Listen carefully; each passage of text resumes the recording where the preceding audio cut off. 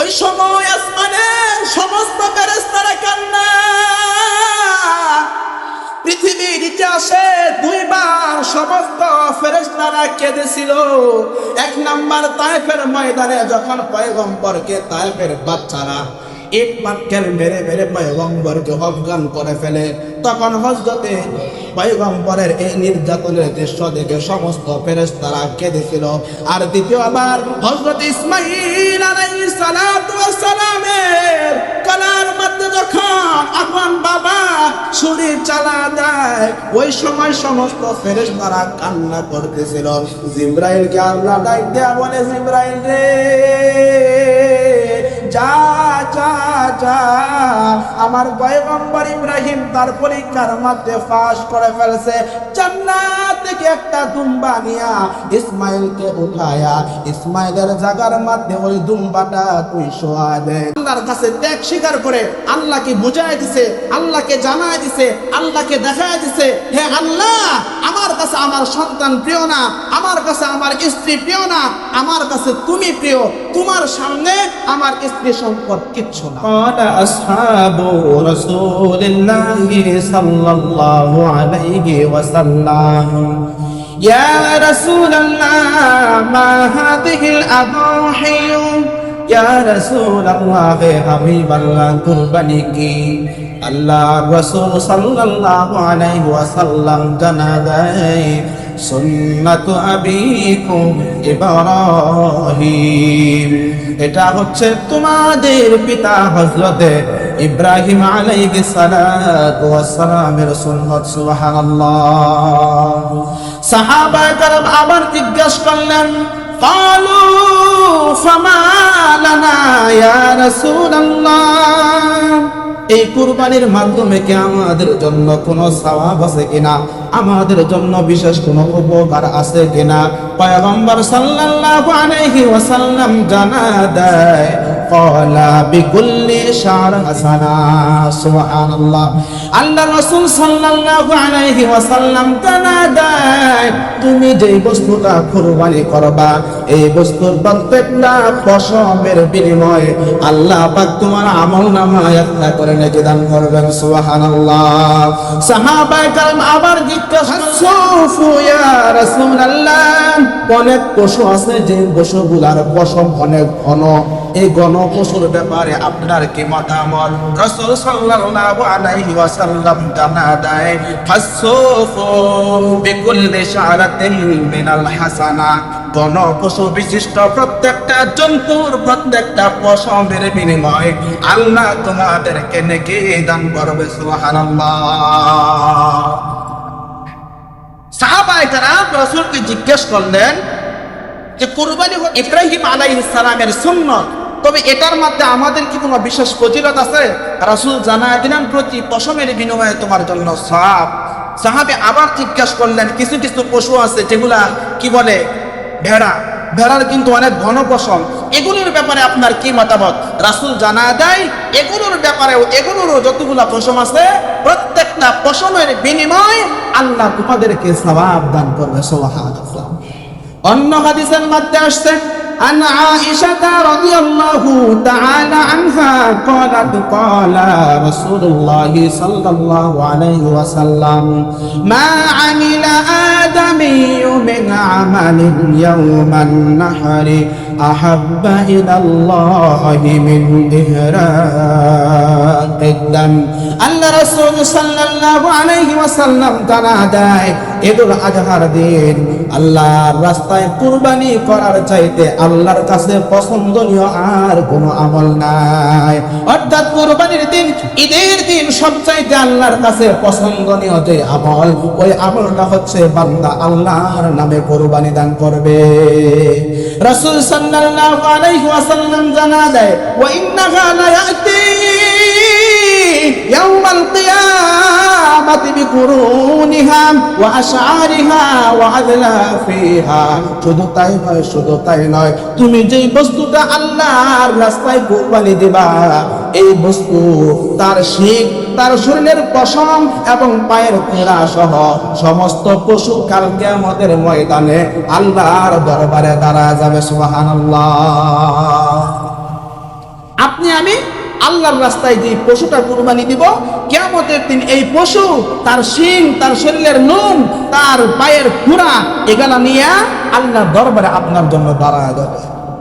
রাসূল সাল্লাল্লাহু আলাইহি ওয়াসাল্লাম জানায় দেন, সুতরাং কোন বান্দা যখন আল্লাহর রাস্তায় কুরবানি করে, তার জবাইকৃত কুরবানির পশুর রক্ত জমিনে পৌঁছার পূর্বে তার কুরবানি আল্লাহর কাছে কবুল হয়ে যায়। সুবহানাল্লাহ। সুতরাং রাসূল জানায় দেন, ফাতিহা নাফসা, তোমরা আনন্দে চিত্তে আল্লাহর রাস্তায় কুরবানি করো। রাসূল জানায়, ঈদুল আজহার দিন কুরবানি করার চাইতে বেশি প্রিয়, বেশি দামি আমল আল্লাহর কাছে আর কোনটাই না। এবং তুমি যেই কুরবানিটা করবা, এই কুরবানির পশুর পশম, মাথার শিং, পায়ের খুরা এগুলা নিয়ে তোমার পক্ষে আল্লাহর দরবারে দাঁড়ায় যাবে। এবং যে কুরবানি তুমি আল্লাহর রাস্তায় দিবা, এই কুরবানি দেওয়ার সময় যে রক্ত প্রবাহিত হয়, এই রক্ত জমিনে পড়ার আগেই আল্লাহ তোমার কুরবানি কবুল করে দেয়। সুবহানাল্লাহ। এজন্য রাসূল জানায়, ফাতিহু ইলা নাফসা, সুতরাং তোমরা আনন্দ চিন্তে কুরবানি করে নাও। আল্লাহ রাব্বুল আলামিন কালামে হাকিমের মধ্যে বলা দেয়, লা ইয়ানালাল্লাহু লুহুমুহা ওয়ালা দিমাউহা ওয়ালাকিন ইয়ানালুহুত তাকওয়া মিনকুম।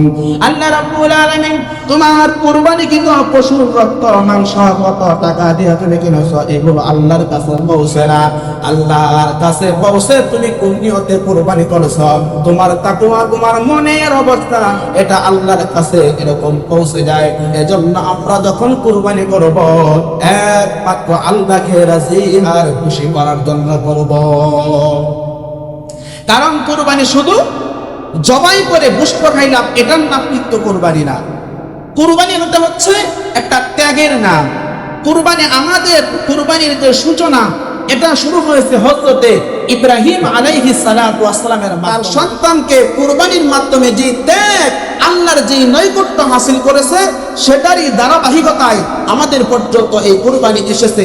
সুতরাং হযরতে ইব্রাহিম আলাইহিস সালাতু ওয়াস সালাম আল্লাহর কাছে ত্যাগ স্বীকার করে আল্লাহকে বুঝায় দিছে, আল্লাহকে জানায় দিছে, আল্লাহকে দেখায় দিছে, হে আল্লাহ, আমার কাছে আমার সন্তান প্রিয় না, আমার কাছে আমার স্ত্রী প্রিয় না, আমার কাছে তুমি প্রিয়, তোমার সামনে আমার স্ত্রী সম্পদ কিচ্ছু না।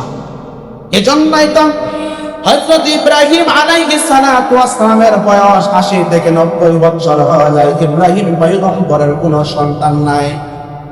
ইব্রাহিম পয়গম্বর আল্লাহর কাছে দোয়া করেন, রব্বি হাবিনি মিনাস সালিহিন, আয় আল্লাহ রাব্বুল আলামিন, আপনি আমাকে একটা নেক সন্তান দান করেন। আল্লাহ রাব্বুল আলামিন হযরত ইব্রাহিম আলাইহিস সালাতু ওয়াস সালামের বয়স যখন 80 থেকে 90 বছর, তখন ইব্রাহিম পয়গম্বরের দোয়া আল্লাহ কবুল করে। ফাবাশশারনাহু বিগুলামিন হালিম, আল্লাহ হযরত ইব্রাহিমকে একটা পুত্র সন্তানের সুসংবাদ দেয়া দেয়। সুবহানাল্লাহ। এবার হযরত ইব্রাহিম আলাইহিস সালাতু ওয়াস সালাম তার আদরের সন্তানকে পাইয়া, সন্তান নিয়ে সবসময় এরকম ভাবে আনন্দ করে, সবসময় মহব্বত আর মায়া এক জীবন কাটায়। আল্লাহ ইব্রাহিম পয়গম্বরকে জানা দেয়, পয়গম্বর, তোমার সন্তান হওয়ার আগে তো দেখতাম সবসময় আমার ভক্ত ছিল, সবসময় আমাকে ডাকতাম, আমাকে বেশি মহব্বত করতা। এখন দেখা যায় তোমার সন্তানকে তুমি মনে হয় বেশি মহব্বত করো। মহব্বতের মানুষ যদি দুইজন হয়, একজনকে পাশে রেখে আর একজনকে মহব্বত করে, পাশের জনের ঈর্ষা হয়, তাই কিনা? দুই সন্তান একসাথে একটা জড়ায় ধরছেন, আরেকটা পা আমার এগুলো পাবো না কেন, আমার মহব্বত করো না কেন? তো আল্লাহ পাক রব্বুল আলামিন হযরত ইব্রাহিম আলাইহিস সালাতু ওয়াস সালামকে বলে, পয়গম্বর ইব্রাহিম, তুমি কি তোমার সন্তানকে বেশি মহব্বত করো? পয়গম্বর ইব্রাহিম জানা দেয়, না আল্লাহ, আপনার চাইতে বেশি মহব্বত আমি আমার সন্তানকে করি না। আল্লাহ পাক জানা দিলেন, তাহলে তুমি এক কাজ করো, তোমার সন্তান তোমার স্ত্রীকে তোমার বাড়ি থেকে এরকম ভাবে বিশাল এক মরু প্রান্তে তুমি বনবালতে আসো। হযরত ইব্রাহিম আলাইহিস সালাতু ওয়াস সালাম আল্লাহর কাছে প্রমাণ করার জন্য সন্তানের চাইতে স্ত্রীর চাইতে আল্লাহকে বেশি মহব্বত করে, বেশি ভালোবাসে, এটা প্রমাণ করার জন্য তার স্ত্রী এবং সন্তানকে বর্তমান যে মক্কা নগরী আছে এই মক্কা নগরীতে বসবাস করে আসেন, যেখানে তখন কোনো বাড়ি ছিল না, কোনো গাড়ি ছিল না, কোনো রাস্তা ছিল না, থাকার মতো কোনো পরিবেশ ছিল না। হযরত ইব্রাহিম আলাইহিস সালাতু ওয়াস সালাম তার স্ত্রী সন্তানকে নিয়ে সেইখানে রেখে আসলেন। হযরত ইব্রাহিম আলাইহিস সালাতু ওয়াস সালাম তাদেরকে সেইখানে রেখে চলে আসে। লম্বা ইতিহাস সংক্ষেপে আমি আপনাদের সামনে পেশ করতে চাই। তাদের সামনে তাদের কাছে যে সামান্য খাবার ছিল, কয়েকদিন যাওয়ার পর যখন খাবার শেষ হয়ে যায়, ছোট্ট দুধের বাচ্চা না খাইয়া মৃত্যু সজ্জায় ছটফট করতেছে। হযরত হাওয়া আলাইহিস সালাম একটু খাবারের জন্য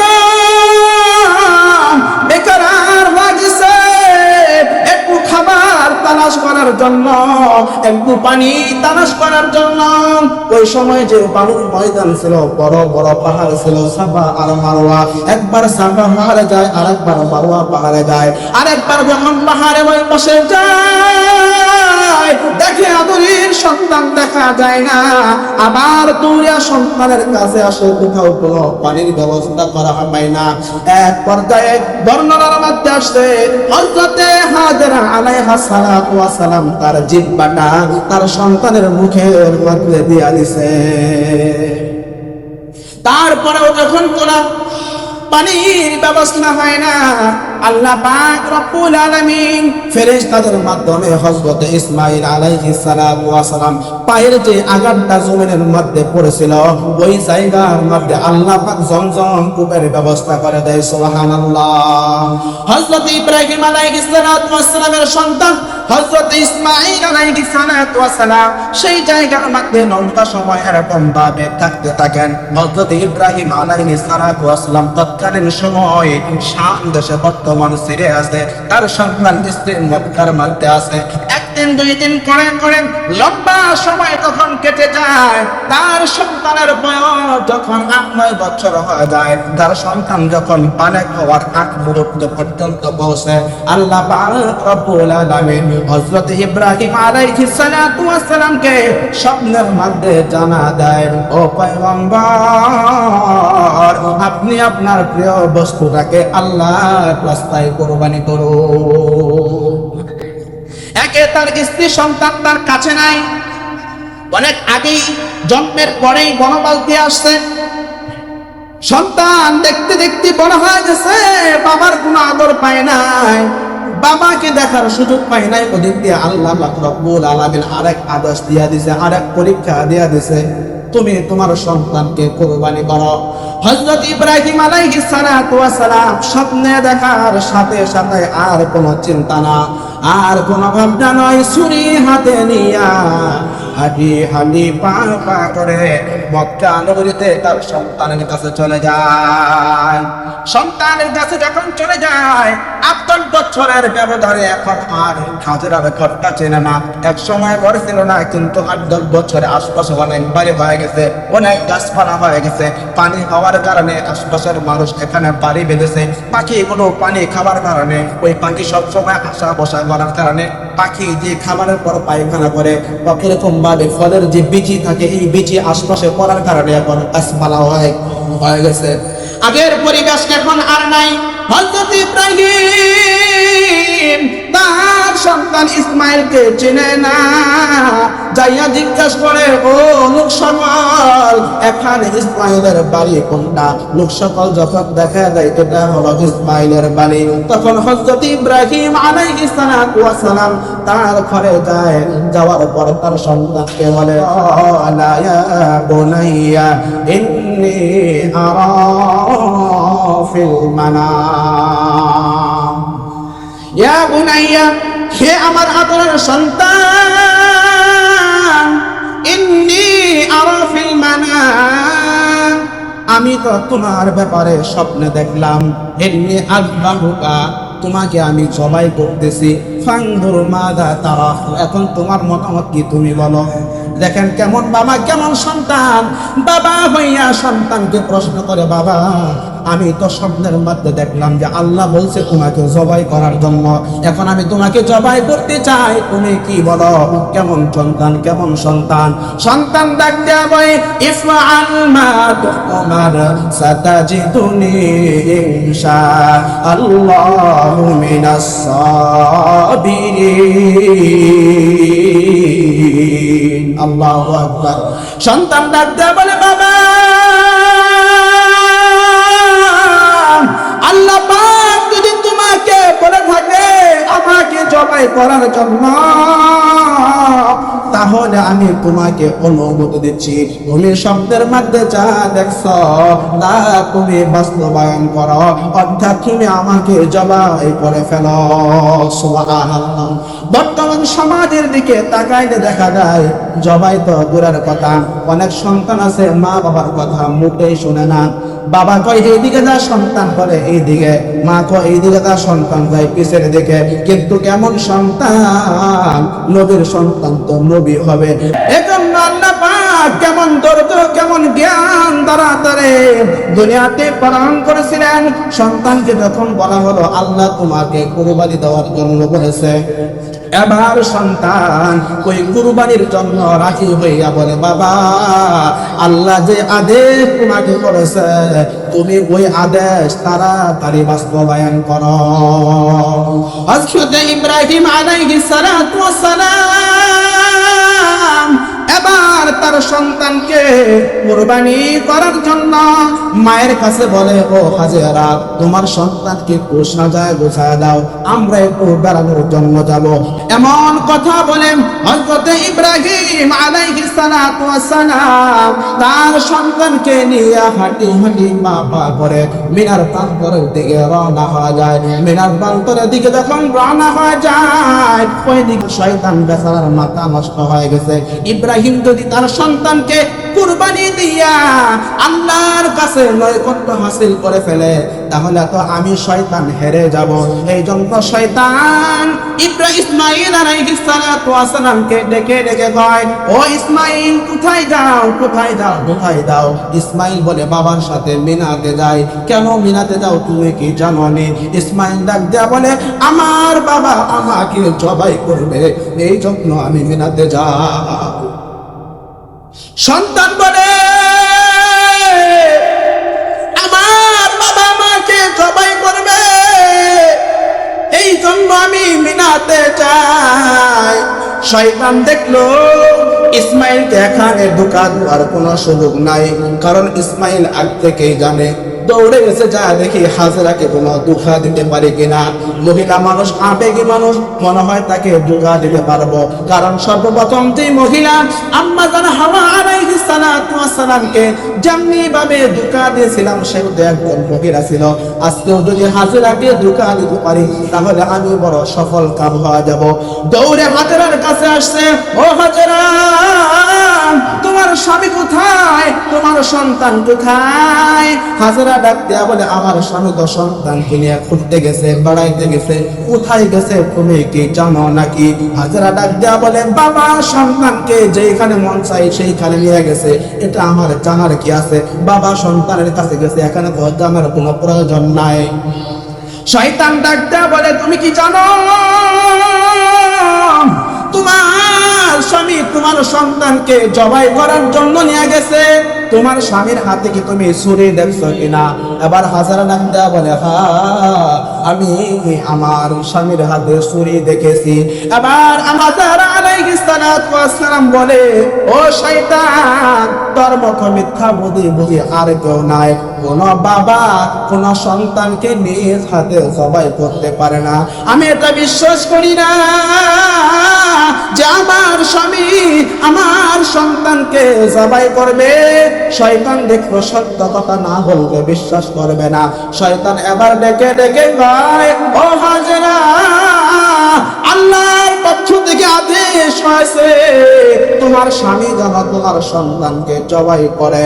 এবার হাজেরা এই কথা শোনার পর শয়তানকে ডাক দেয়া বলে, দূর হ, দূর হ,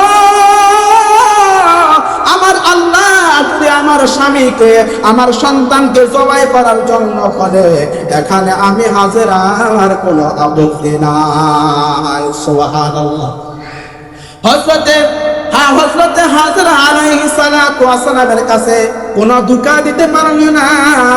এবার হযরতে ইসমাঈল আলাইহিস সালাতু ওয়াস সালামের কাছে আবার হাজির হয়ে গেছে। ইসমাঈল রাস্তার মধ্যে দাঁড়ায় গেছে। ইব্রাহিম পয়গম্বর ডাক দেয়া বলে, সন্তান কেন দাঁড়াইলা? শয়তান আমাকে কুমন্ত্রণা দেয়, শয়তান আমাকে বায়ু বাটলা দেয়। পয়গম্বর জানা দেয়, একটা পাথর নাও, কঙ্কর নাও, নিয়ে শয়তানের শরীরের মধ্যে নিক্ষেপ করো। আল্লাহ পাক রব্বুল আলামিনের কাছে এই দৃশ্যটা এত পছন্দনীয় হয়েছে, আল্লাহর কাছে এত ভালো লাগছে। আল্লাহ পাক রব্বুল আলামিন উম্মতি মুহাম্মদী যারা হজ করতে যাইবে, হজের একটা নীতিমালার মধ্যে আল্লাহ দিয়া দিলেন, ওই মিনার মন্ত্র যখন যাইবা চামড়ার মধ্যে পাথর না মারলে আমি আল্লাহ তোমার হজ কবুল করব না। হযরত ইসমাঈল আলাইহিস সালাতু ওয়াস সালামের কাছে যখন শয়তান আয়েশা কোন ধোঁকা দিতে পারল না, হাঁটি হাঁটি পাপা করে বাবা আর সন্তান এবার মিনার ময়দানে এরকম ভাবে উপস্থিত হয়ে গেছে। সন্তানকে যখন বাবা জবাই করার জন্য প্রস্তুত হবে, এমন সময় সন্তান বাবাকে ডাক দিয়া বলে, বাবা তোমার কাছে আমার দুইটা অনুরোধ, তোমার কাছে আমার দুইটা শর্ত, এই দুইটা শর্ত মেনটেন করে তারপর তুমি আমাকে কুরবানি দিবা। এক নাম্বার শর্ত, বাবা তুমি যখন আমাকে বাড়ি থেকে নিয়ে আসছো, আমি মার কাছ থেকে ভালোভাবে বিদায় নিতে পারি নাই। আজকে তুমি যখন আমাকে জবাই করবা, আমার এই রক্ত মাখা জামা দেখে আমার মা সহ্য করতে পারবে না। সুতরাং আমার জামাটা আগে খুলো, রক্ত পড়ার আগে রক্ত পড়া আমার মায়ের কাছে দিবা, যাতে আমার মা আমাকে দেখতে না পারলেও আমার জামাটা দেখে দেখে যেন মনের মধ্যে একটা সান্ত্বনা নিতে পারে। দুই নাম্বার শর্ত, আমার বাবা, আমি হলাম তোমার সন্তান। বাবা হইয়া যখন সন্তানের গলার মধ্যে ছুরি চালাইবা, সন্তানের প্রতি তোমার মায়া লাগতে পারে, মহব্বত কাজ করতে পারে। এই জন্য বাবা তুমি আমার চক্ষুটা বেঁধে নিবা, তুমি তোমার চক্ষুটাও বেঁধে নিবা এবং আমার হাত পা গুলো বেঁধে নিবা। এবং বাবা তুমি আমাকে উপরের দিকে কইরা জবাই করিও না, আমাকে নিচের দিকে করিয়া আমার গলাটাকে মুখটাকে নিচের দিকে দিয়া গাড়টাকে উপরের দিকে দিয়া আল্লাহর উপর তুমি জবাই করবা। কারণ যদি আমাকে উপরের দিকে তাকায়া জবাই করো, হইতে পারে আমি তোমার মায়ায় তোমাকে জড়া করতে পারি, অথবা তুমি আমার মায়ায় কুরবানি বাদ দিয়া সন্তানকে জড়া ধরতে পারো। আল্লাহ যদি নারাজ হয়ে যায়, এই জন্য বাবা আমার মাথাটা নিচের দিকে দিয়া আমার হাত পা বেঁধে তোমার চক্ষু বেঁধে আমার চক্ষু বেঁধে তারপর তুমি আমাকে কুরবানি দিবা। হযরত পয়গম্বর ইব্রাহিম সন্তানের চক্ষু বেঁধে নিজের চক্ষু বেঁধে হাত পা গুলো বেঁধে উপরের দিকে করাইয়া আপন সন্তানের গলার মধ্যে ছুরি দিতে লাগায়া। ওই সময় আসমানের সমস্ত ফেরেশতারা কান্না। পৃথিবীর ইতিহাসে দুইবার সমস্ত ফেরেশতারা কেঁদেছিল। এক নাম্বার তায়েফের ময়দানে যখন পয়গম্বরকে তায়েফের বাচ্চারা এক পাটকেল মেরে মেরে পয়গম্বরকে অজ্ঞান করে ফেলে। তখন হযরতে পয়গম্বরের এই নির্যাতনের দৃশ্য দেখে সমস্ত ফেরেশতারা কেঁদেছিল। আর দ্বিতীয়বার হযরত ইসমাঈল আলাইহিস সালাতু ওয়াস সালামের গলার মধ্যে যখন আপন বাবা ছুরি চালা দেয়, ওই সময় সমস্ত ফেরেশতারা কান্না করতেছিল। জিবরাইলকে আল্লাহ ডাক দেয়া বলে, জিবরাইল রে,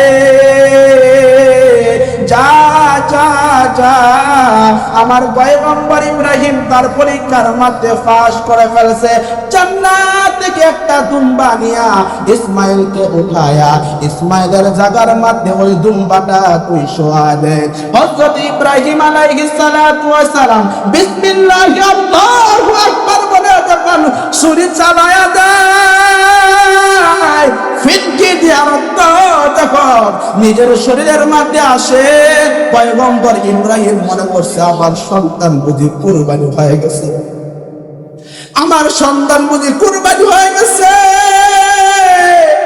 আমি আল্লাহর রাস্তায় আমার কুরবানি সম্পন্ন করতে পারছি। এবার পয়গম্বর ইব্রাহিম তার চক্ষু খুলে যখন দেখতে পেলেন তার সন্তান পাশে দাঁড়ানো, জান্নাতি একটা দুম্বা আল্লাহর রাস্তায় কুরবানি হয়ে গেছে। আল্লাহ রাব্বুল আলামিন বলেন, ফালাম্মা আসলামা ওয়া তাল্লাহু লিল জাবিন। ইব্রাহিম আলাইহিস সালাতু ওয়াস সালাম তার স্বপ্নকে বাস্তবায়ন করার জন্য তার সন্তানকে শোয়া দেয়। আল্লাহ রাব্বুল আলামিন বলেন, নাদাইয়া ইব্রাহিম, ও ইব্রাহিম, আমি তোমাকে একটা স্বপ্ন দেখাইলাম, আর এই স্বপ্নকে তুমি বাস্তবায়ন করার জন্য আপন সন্তানকে জবাই করার জন্য তুমি প্রস্তুত হয়ে গেছো। তুমি আমি আল্লাহর কাছে নৈকট্য হাসিল করে ফেলছো, তুমি পরীক্ষায় পাস করে ফেলছো। কদ সাদ্দাকাতার রুইয়া ইন্নাকা যালিকা নাজজিল মুহসিনিন। আমি আল্লাহ পাক রব্বুল আলামিন আমার প্রিয় প্রিয় বান্দাদেরকে এইভাবে পরীক্ষা দিয়া তাদেরকে মর্যাদা বাড়ায় থাকি। এজন্য মুসলমান বাবারা, কুরবানি মানে গরু গোশত খাওয়া না, কুরবানি মানে শুধু জবাই করা না, কুরবানি মানে হলো আল্লাহর রাস্তায় কুরবানি দিয়া আল্লাহকে বুঝায় দেওয়া, আল্লাহ আমার ধন দৌলত ধন সম্পদ ছেলে সন্তান সকলের কিছু চাইতে আল্লাহ তোমার মহব্বত বেশি, তোমার ভালোবাসা আমার কাছে বেশি। এজন্য তোমার ভালোবাসায় আমার অর্থ দিয়ে আমার এরকম ভাবে পশুটাকে তোমার রাস্তায় আমি কুরবানি করে দিলাম।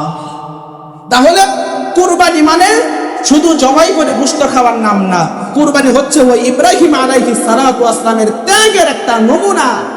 কুরবানির পশুর সাথে সাথে আপনার আমার ভিতর একটা পশু আছে, যেই পশুটা নামাজ পড়তে দেয় না, যেই পশুটা অন্যায় কাজ করতে দেয়, যেই পশুটা সৎ পথে চলতে দেয় না, যেই পশুটা সমস্ত খারাপি কাজের মধ্যে লিপ্ত করে, কুরবানির সাথে সাথে তোমার ওই পশুটাকেও জবাই করে দাও, যাতে তুমি আল্লাহর প্রিয় পাত্র হয়ে যাইতে পারো। এজন্য প্রিয় হাজিরিন, আল্লাহ পাক রব্বুল আলামিন আমাদের সবাইকে একমাত্র আল্লাহর রাজি আর খুশি করার জন্য নিজের ত্যাগ তিতিক্ষার মাধ্যমে আল্লাহর রাস্তায় কুরবানি সম্পন্ন করার তৌফিক দান করুন। সকলে বলে আমিন।